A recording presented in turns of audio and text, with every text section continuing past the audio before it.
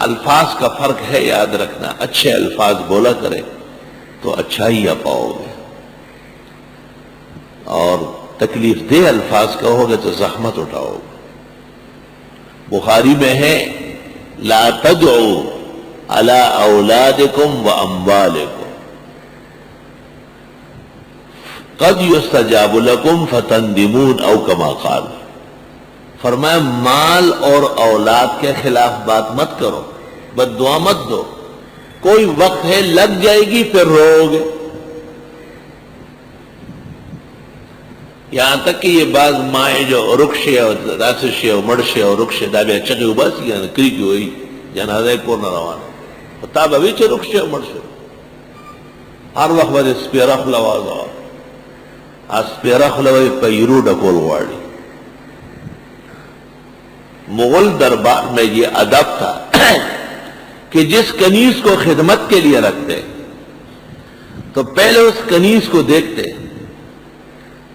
اس کا بچہ کو کہتے کہ تو شرارت کر لے، تو جب وہ اس کو کہتی کہ گل شے بچیے گل شے پھول کی طرح رہو، تو مغل دربار والے کہتے کہ یہ کنیز ہمارے گھر کام کر سکے، اس کی زبان کنٹرول میں.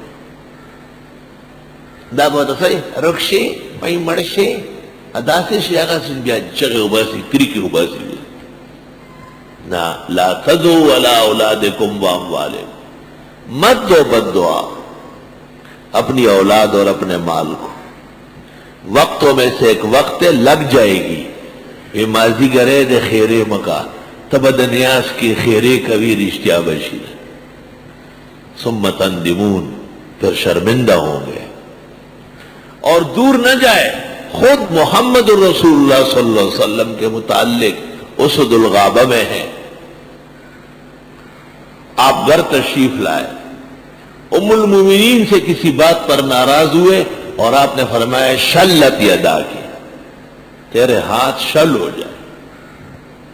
تھوڑی دیر میں دیکھا تو ام المومنین کے ہاتھ لٹک گئے. آپ نے پوچھا کہ یہ کیا ہوا؟ ام المومنین نے کہا واہ آپ خدا کے سچے پیغمبر ہیں تو آپ کی بات بھی رد ہوگی. آپ نے ابھی فرمایا فطلب ماء وتوضأ وضوءا ثم صلى ركعتين ثم دعا لها. حضرت نے پانی منگوایا، فوراً وضو کیا اور 2 رکعت نماز پڑھی اور اللہ سے کہا میں ایک بشر ہوں، اگر مجھ سے ایسی بات ہو جائے تو میں اپنی اس نماز اور دعا کو حضرت عائشہ کی صحت بحال ہونے کے لیے پیش کرتا ہوں. تو حضرت عائشہ کے ہاتھ ٹھیک ہو گئے، لیکن ہر ایک ایسا اس مقام کا نہیں ہوگا، نقصان ہو جائے گا پھر بحال نہیں کرا سکو گے. یاد رکھ وہ تو حضرت تھے صلی اللہ علیہ وسلم.